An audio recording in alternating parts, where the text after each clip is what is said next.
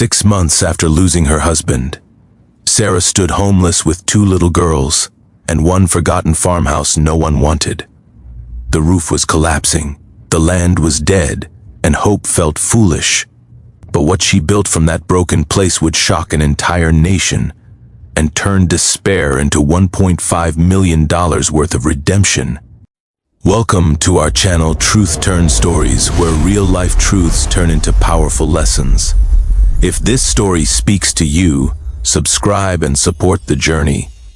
The first time Sarah Whitaker saw the house, the wind was pushing dust across the dry field like it was trying to erase the place from memory. The sky hung low and gray, swollen with rain it hadn't yet decided to release. The farmhouse leaned slightly to the left, its paint peeled down to tired wood, its porch sagging in the middle as if exhausted from waiting for someone who would never return. Behind it sat the rusted shell of an old sedan, half swallowed by weeds. She tightened her grip on her daughter's hands and whispered, "This is it." Emma and Lily stood quietly beside her, their small fingers cold against her palms. They were too young to understand mortgages and foreclosure notices, but old enough to recognize that this house was not like the ones in their old neighborhood. The one with trimmed lawns and blue recycling bins lined neatly by the curb. That life had ended 6 months earlier, the night a drunk driver crossed a yellow line and changed everything. Since then, Sarah had learned what it meant to sit across from a bank officer who refused to meet her eyes. She had learned how quickly sympathy turns into paperwork. She had learned that life insurance doesn't always arrive on time, and that grief doesn't pause for overdue bills. When the last savings ran dry, and the landlord changed the locks, she found herself in her sister's guest room with 2 daughters, 3 suitcases, and no plan. The farmhouse had belonged to her late grandfather. No one in the family wanted it. It was too far from town, too much work, too much memory. So when Sarah asked if she could have it, there were no arguments, only shrugs. "If you can make something out of it," her uncle had said. Good luck. Luck was not what she was counting on. That first morning, she pumped water from the old iron handle near the garden rose. It groaned in protest, spitting out muddy liquid before finally clearing into a thin stream. Emma wrinkled her nose. Lily asked if the water was safe. Sarah didn't know. She boiled it anyway. The house smelled like damp wood and forgotten summers. There were cracks in the ceiling and gaps beneath the doors where cold air slipped through at night. The electricity flickered unpredictably. The kitchen cabinets sagged under their own weight, but the structure was solid. The bones were strong. She told herself that mattered. She began with what she could control. Each morning before sunrise, she pulled on her late husband's flannel shirt, tied her hair back, and walked outside into the quiet stretch of farmland. The soil behind the house had once been fertile. Rows of neglected earth waited beneath weeds. She borrowed a neighbor's tiller and spent hours carving straight lines into the ground, her hands blistered and raw. The girls helped in small ways. They gathered stones from the rows and stacked them near the fence. They fed the chickens that had wandered over from the neighboring property and somehow decided to stay. The girls named them Daisy, Clover, and Pumpkin. Sarah let them. Names made things feel permanent. Money was tight, so she thought strategically. She remembered her grandfather's stories about selling fresh eggs and vegetables at the county market. She researched high-yield crops that could survive unpredictable Midwest weather. Kale, heirloom tomatoes, sweet corn, green beans. She planted everything in careful grids, spacing them with the precision of someone who understood that failure wasn't an option. The first harvest was modest. A few baskets of tomatoes, 2 dozen eggs, bundles of greens tied with twine. She loaded them into the back of her aging pickup truck and drove 30 miles into town. She felt exposed setting up her folding table between seasoned vendors with branded signs and polished displays. Her hand-painted board read simply, "Whitaker Farm, fresh and local." She sold out by noon. People were drawn to authenticity. They asked about the farm. She told them the truth, though not all of it. She spoke about sustainability, about growing without pesticides, about teaching her daughters where food comes from. She didn't mention eviction notices or nights spent crying quietly in the bathroom so the girls wouldn't hear. Word spread. By the second season, she expanded the garden. She repaired the old barn with salvaged wood and YouTube tutorials. She installed rain barrels along the roofline. She learned how to rotate crops to preserve the soil. She turned the front porch into a small farm stand open on weekends. A hand-painted sign at the end of the dirt road read "Fresh eggs, vegetables, honey coming soon." Honey came sooner than expected. A retired beekeeper from town offered to help her set up 2 hives in exchange for a share of the profits.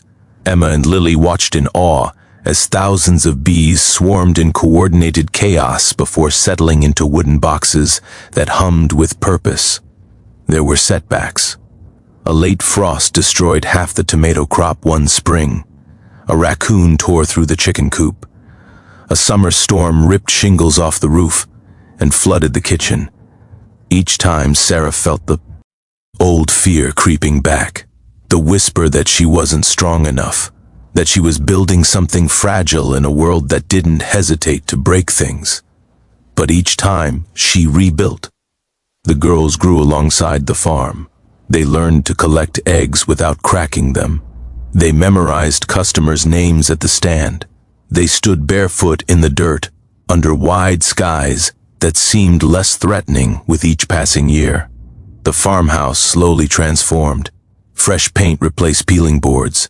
New windows sealed out winter drafts.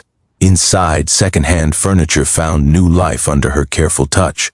The house began to feel less like a refuge and more like a home. 3 years in, a food blogger passing through the county stopped at the farm stand.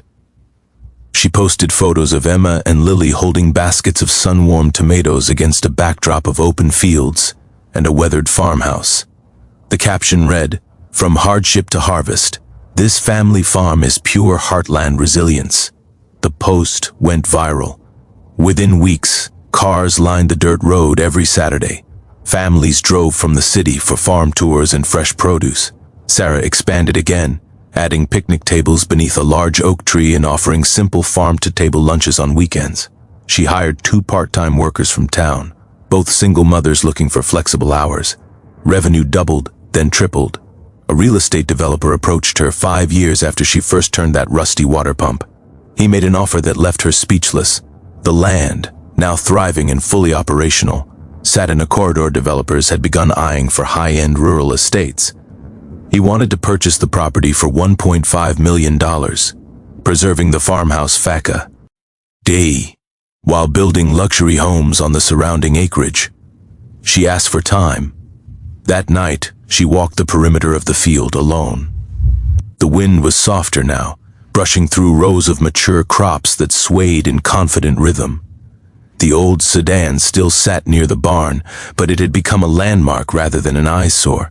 The house glowed warmly from within. Emma and Lily's laughter drifted out through open windows. This land had given them more than financial stability. It had given them identity. It had turned grief into growth. It had shown her daughters that loss does not define the ending of a story. The developer increased his offer. Instead of selling, she negotiated. She agreed to sell a portion of the outer acreage at a premium while retaining the farmhouse and core farmland.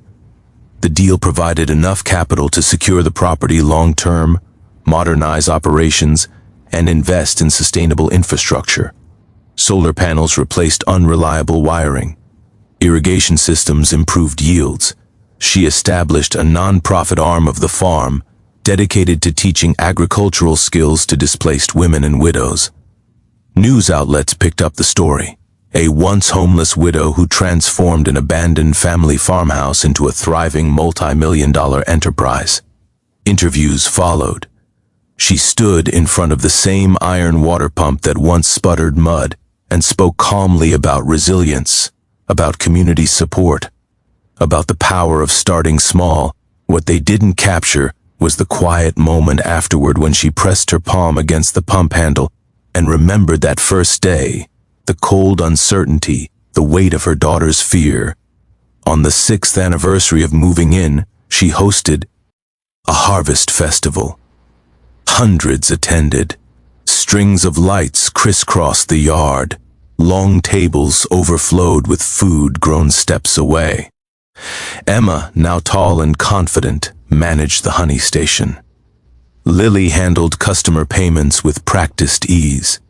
Music drifted over golden fields under a clear autumn sky. As the sun set, Sarah stood at the edge of the property and watched families wander through rows that once seemed impossible to revive. The farmhouse no longer leaned. Its fresh white paint reflected the fading light. The porch was sturdy, decorated with flower boxes and rocking chairs. The abandoned car remained where it had always been, now intentionally preserved as part of the farm's story, a reminder of what once was. The value of the property had officially been appraised at $1.5 million, but the number felt abstract. What mattered was this: her daughters had grown up watching transformation happen with calloused hands and steady persistence. They had seen their mother choose effort over surrender.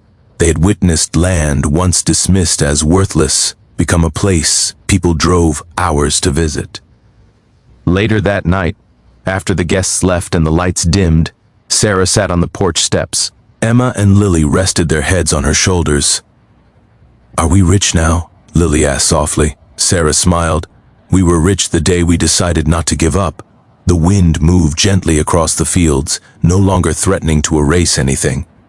Instead, it carried the scent of earth and harvest and something deeper, proof that even the most abandoned places can become foundations for something extraordinary when someone is willing to stay, to work, and to believe that broken beginnings are not the end of the story.